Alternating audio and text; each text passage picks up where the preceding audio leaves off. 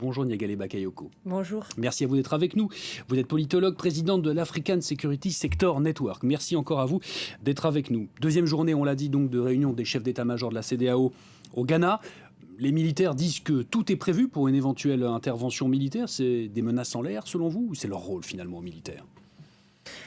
Moi, il me semble que ce sont des déclarations qui visent à crédibiliser les capacités de l'organisation à intervenir. C'est-à-dire que l'on a vu que dans les crises récentes, la CEDEAO n'a pas réussi à mobiliser les moyens militaires dont elle dispose.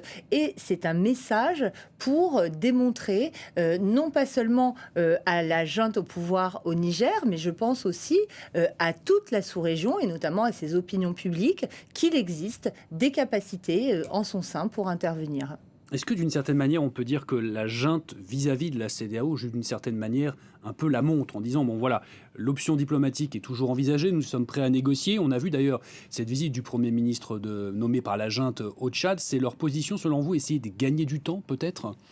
C'est essayer d'appuyer le dialogue politique à travers la menace de l'usage de la force, donc un instrument assez classique finalement. La grande difficulté, à mon avis, aujourd'hui, est surtout les voix majoritairement opposées qui s'élèvent contre cette intervention, qui, pour être efficace, doit aller non seulement au-delà de la libération du président Bazoum, mais aussi éviter le plus grand nombre de dégâts collatéraux possibles qui font peur, dans la mesure où on voit une forte mobilisation populaire contre cette intervention au Niger.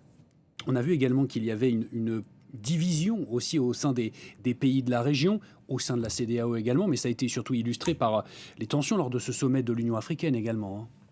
Absolument. Le Conseil de paix et de sécurité de l'Union africaine n'a pas encore été en mesure de faire valoir une position officielle, alors qu'il ne faut pas oublier que la force en attente de la CEDEAO s'inscrit précisément dans ce qu'on appelle l'architecture africaine de paix et de sécurité.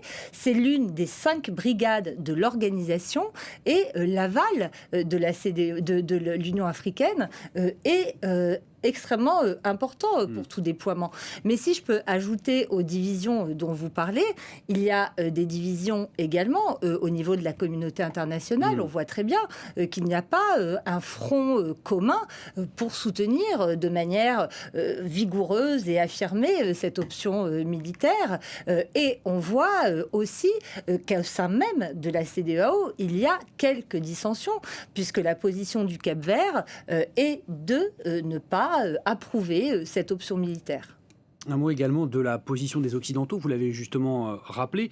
On a vu les États-Unis ces dernières heures, ces derniers jours, appeler, eux, à une résolution diplomatique de ce conflit. Les États-Unis, ils ont quand même des intérêts importants dans la région, il faut quand même le rappeler. Ils ont une base de drones importante au Niger, à Agadez notamment, et ils ont des intérêts sécuritaires également. Est-ce que, en dernier recours, la solution passerait également par une implication américaine, selon vous ? C'est ce que souhaitent notamment tous ceux qui veulent voir le président Bazoum rétabli dans ses fonctions. D'ailleurs, il faut rappeler l'appel qui a été lancé par celui-ci à travers sa tribune dans le Washington Post à un soutien américain.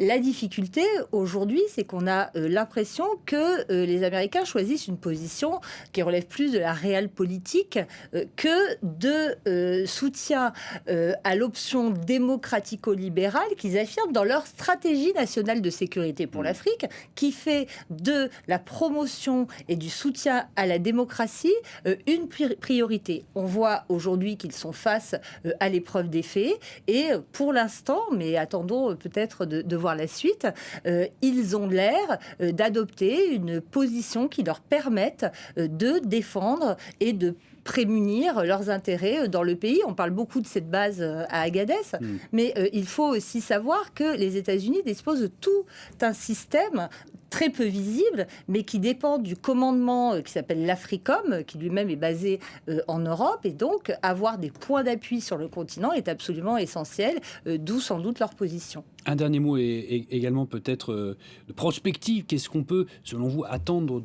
comme conclusion de ce sommet? Ce sont les chefs d'état-major qui sont réunis, évidemment. Ils vont en référer à leurs autorités politiques. Est-ce qu'on peut attendre une position plus ferme de la CEDEAO, des actions concrètes cette fois, selon vous? Ce sont surtout des options quant à la faisabilité, quant aux moyens disponibles, que l'on devrait avoir des informations aujourd'hui, davantage qu'une position politique qui, elle, relève de la conférence des chefs d'État et de gouvernement. Aujourd'hui, on aura sans doute une idée un peu plus précise des capacités dont dispose l'organisation, mais pas de détails, bien entendu, sur le type de plans qui sont privilégiés en cas d'intervention. Merci beaucoup, Niagale Bakayoko, d'avoir répondu à nos questions aujourd'hui sur France 24. Je rappelle que vous êtes politologue et merci à vous d'être venu nous voir ici sur France 24.